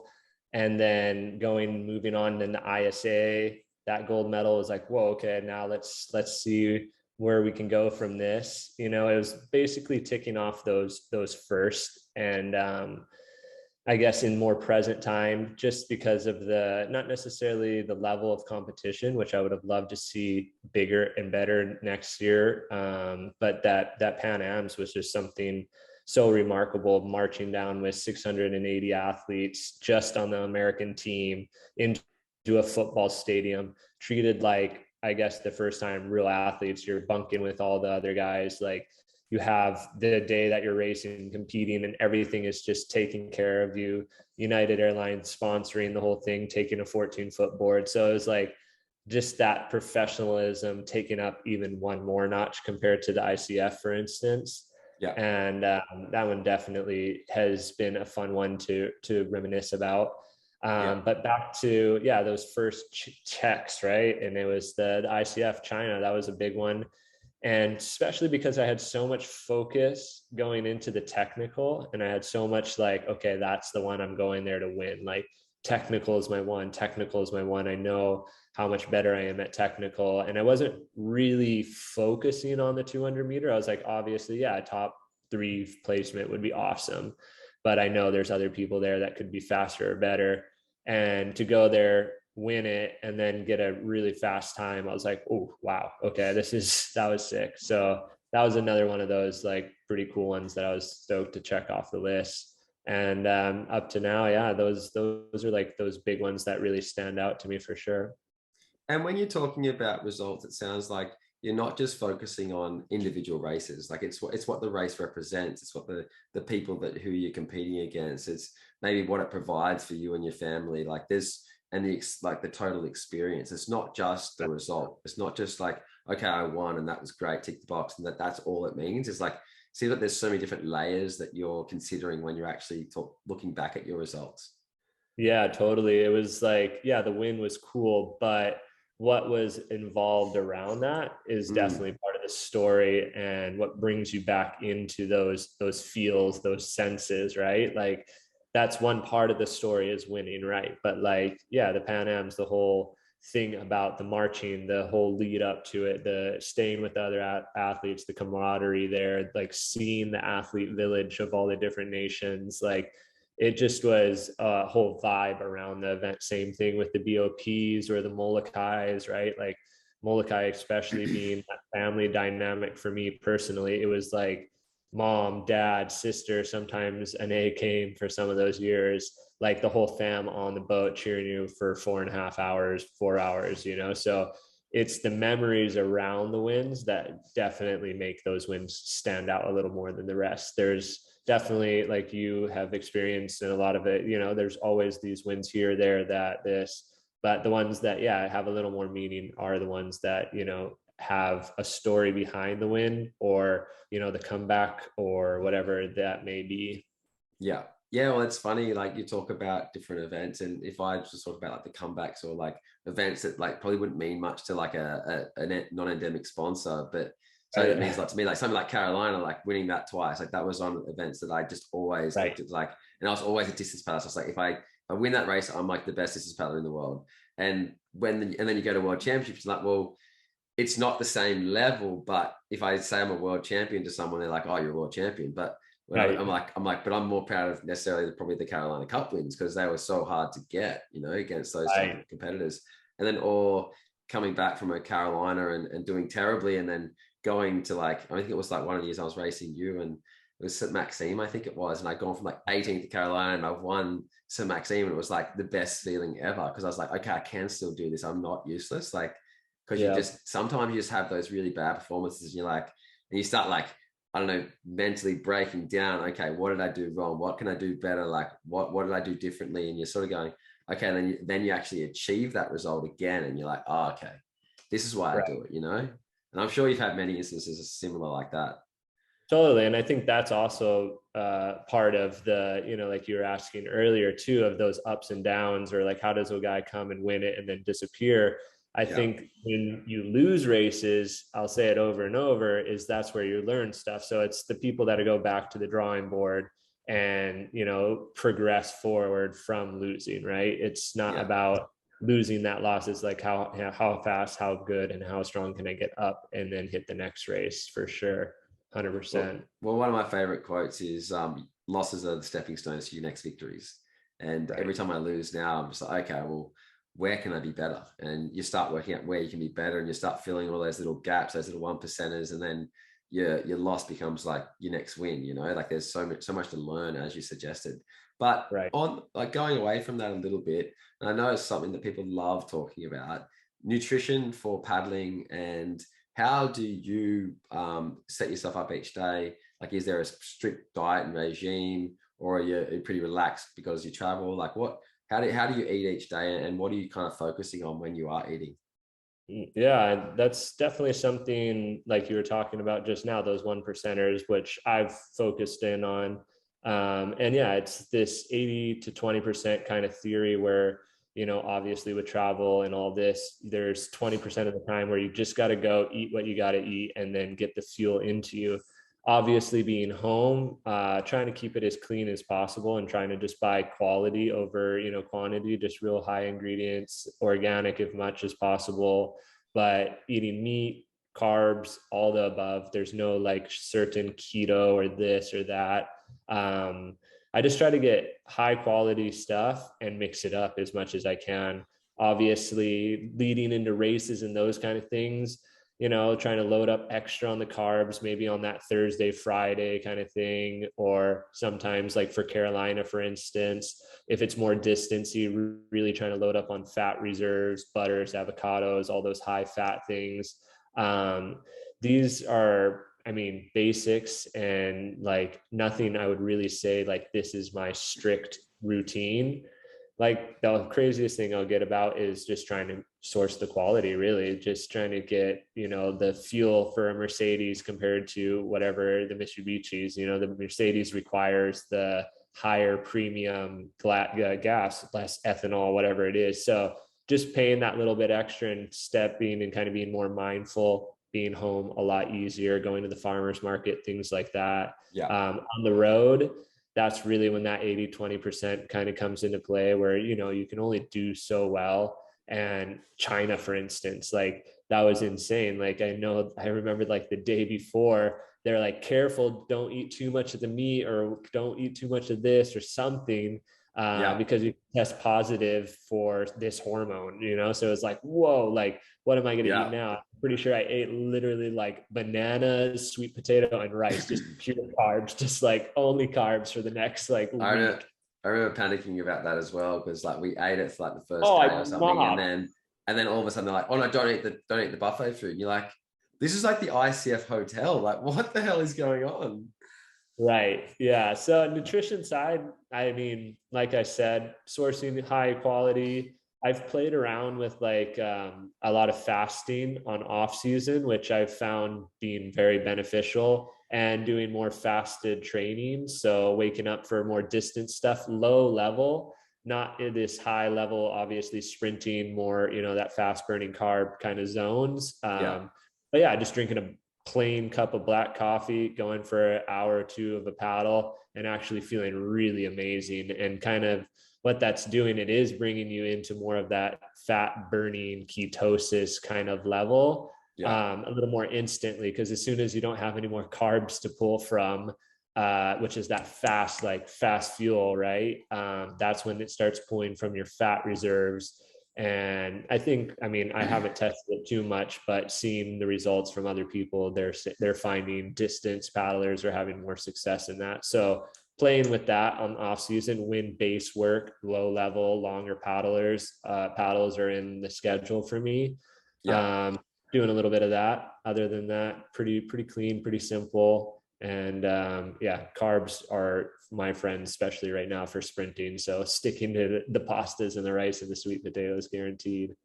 I know for me, when you're talking about fasting and that, I've never really, before like those main distance paddles in the morning or training in the morning, I've never eaten or drunk before them. I've always just gone out and trained. And I found that's been really key, because you learn to not need certain things. Like when you're going to races, especially when you're traveling a lot, you have to be flexible. You talk about that 20% of the time, you just have to eat everything, because otherwise you can't eat, basically, because you can't find the organic stuff or the things you're used to eating. So that's why I've never really had a diet, because it's just been impossible when you're 6 months on the road and you're like, all I can have right now is a baguette, so I'm having a baguette, like that's just what I'm eating. Or I can have a coffee, or I can have a cake, or whatever it is, and that's just, you got to eat something. So when I am training and doing that long base work, I've found that no water, no fuel helps you when you get to a race. When you have it, you're like, this is amazing. Whereas you've got to sort of go through that down period after like an hour 20, and then your body kicks into that next gear and goes into diesel mode, or whatever you want to call it.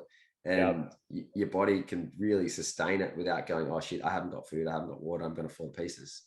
Your body has been there. It's kind of experienced that kind of need for fuel from other resources, in a sense. And then, like you said, when you have it, it's just putting a little more fuel to the fire, so it's a little extra burner in there. Exactly.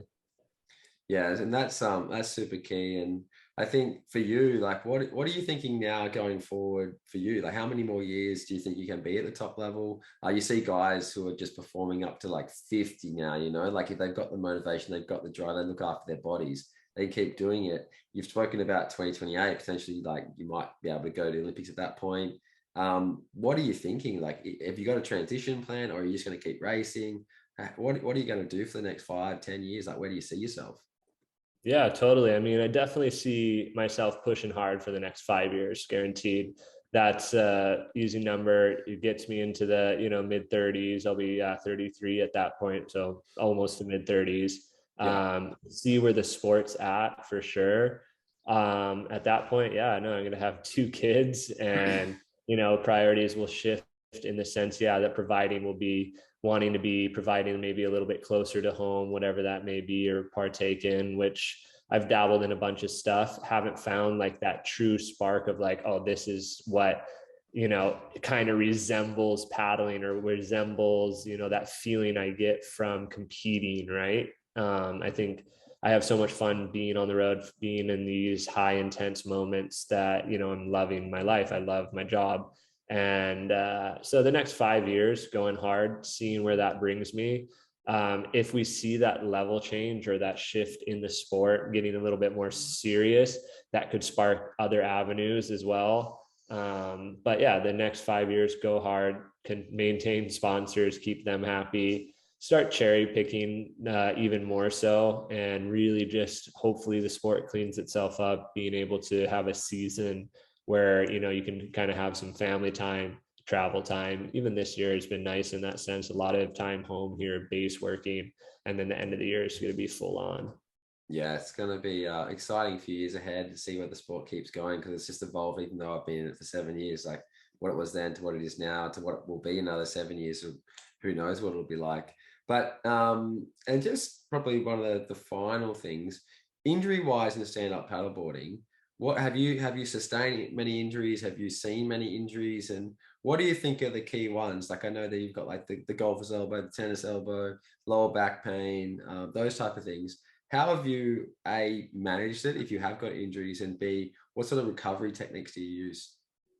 Yeah, totally. I think main injury from SUP, I did have some back stuff. It was the long paddles, crazy equipment, being 14 years old when I was really getting into the hard training, or harder training, and paddling more with these giant blades and these giant paddles, with the height and my growth just spiraling, just like almost growing at half an inch a month, it seemed like. So I was growing really fast and having that. So when I was like in 18, 17 in that range, maybe even 19, went and got some stem cells put in my lower back, just to kind of speed up that kind of wear and tear that I had some damage done. Since then, technique has changed. I've spent more time in the gym, and in the gym, not just lifting heavy weights or doing these basic kind of movements that we've been doing for the last 100 years that we know really beneficial for paddling, yes, but kind of finding that underlying kind of more functional fitness where those little muscles are firing more than the big muscles, especially athletes. This mindset, like, we'll make it work. Like, you throw something at us, we'll make it work, but we might be using every single muscle in our body to make it work, right? Yeah. So trying to find where you're kind of releasing some muscles and maintaining these muscle groups when you need, or switching to this, so that's been a big key in the maintenance of the body, is the functional side of things, for sure. Really working that in the gym. I'm using a lot of lats, a lot of this muscle, a lot of these muscles, paddling every day. Let's work some other muscles. For me, for instance, just pushing, push-ups, bench pressing, like we don't push at all. And something we do a lot is pull. So focusing in strengthening those other muscles kind of as a whole has definitely helped with the maintenance. And then recovery side of things, I think something I've really found a passion and, just really like, because one, it feels good. And two, I've seen a difference, wearing the heart rate monitors and wearing the HRV, whatever they're called, Whoop strap. Yeah. And like getting all that information and how well you're resting, you see these little differences, and it's like, yeah, that's not going to make you win or lose, but that's making me show up tomorrow morning and putting in 100% effort into today's training as hard as I did yesterday, and not coming off of that sore, tired.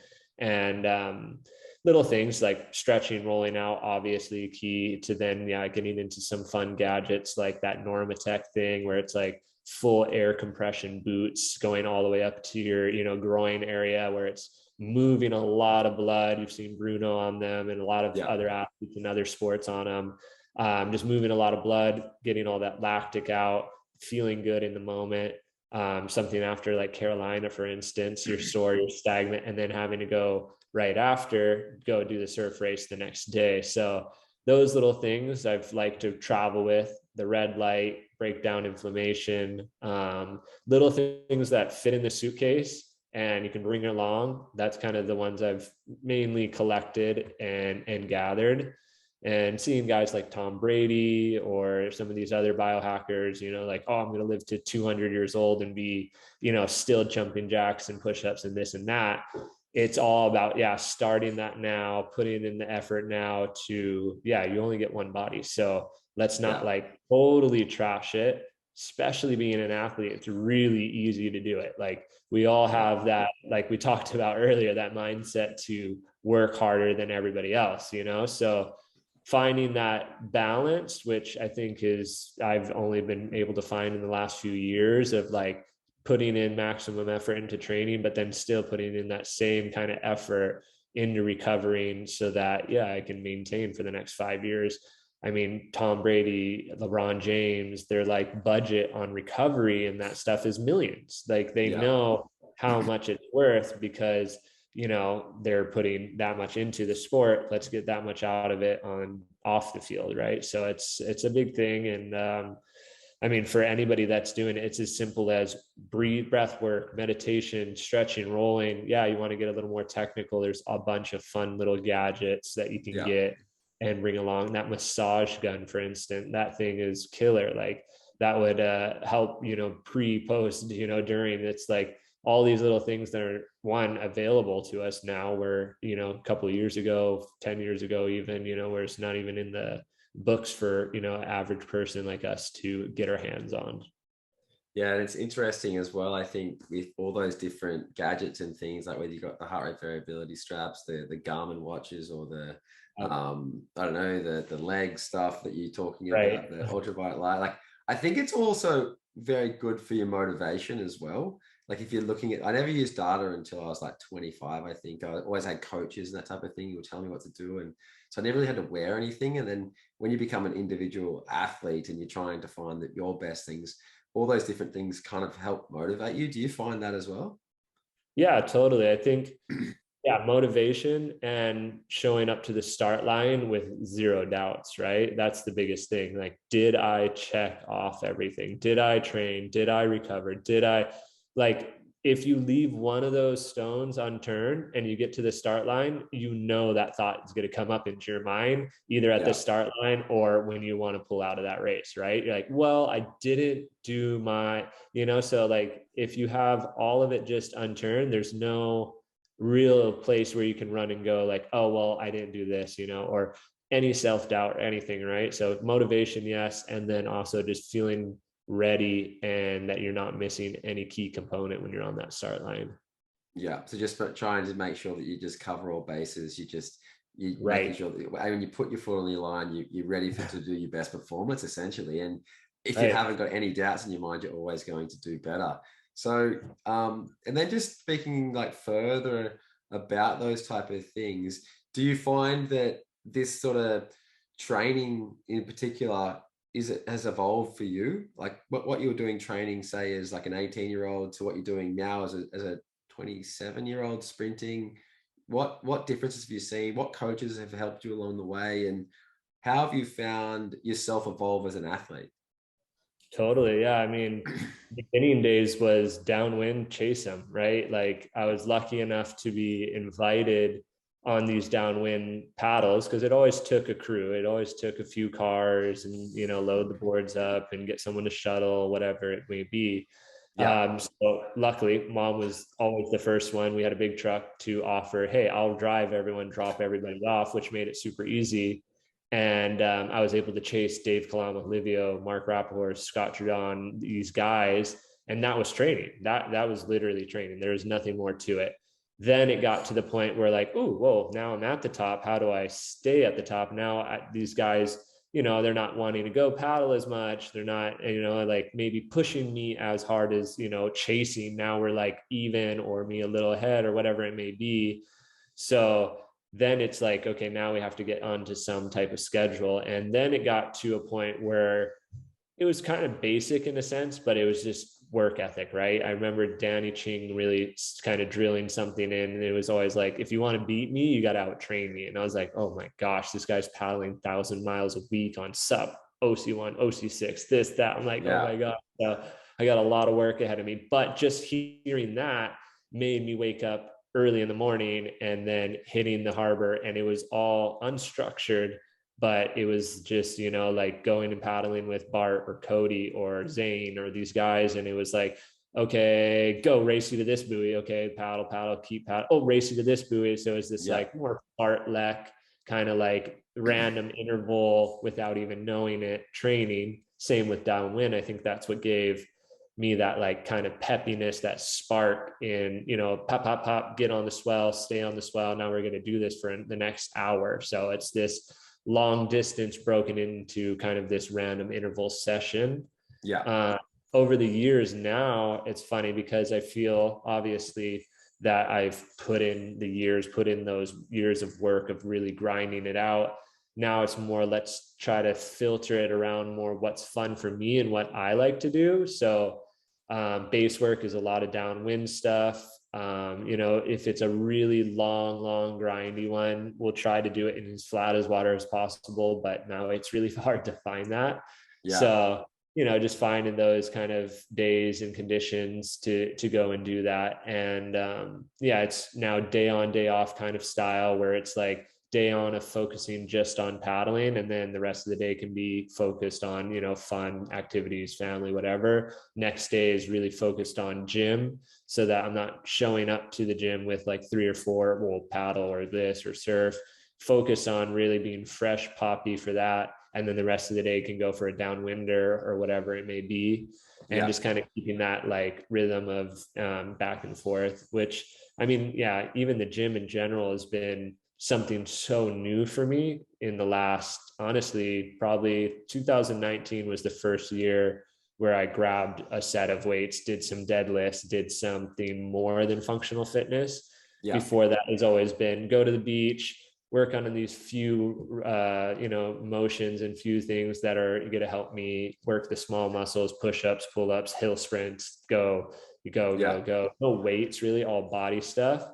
And then, the last few years have really kind of tuned in, going to the gym, kind of working up to a max, getting your percentiles, and then doing all the, the work in between, the hypertrophy, this, that, which 2019 was kind of first year. 2020 took a year off, tail end of the year had a little bit.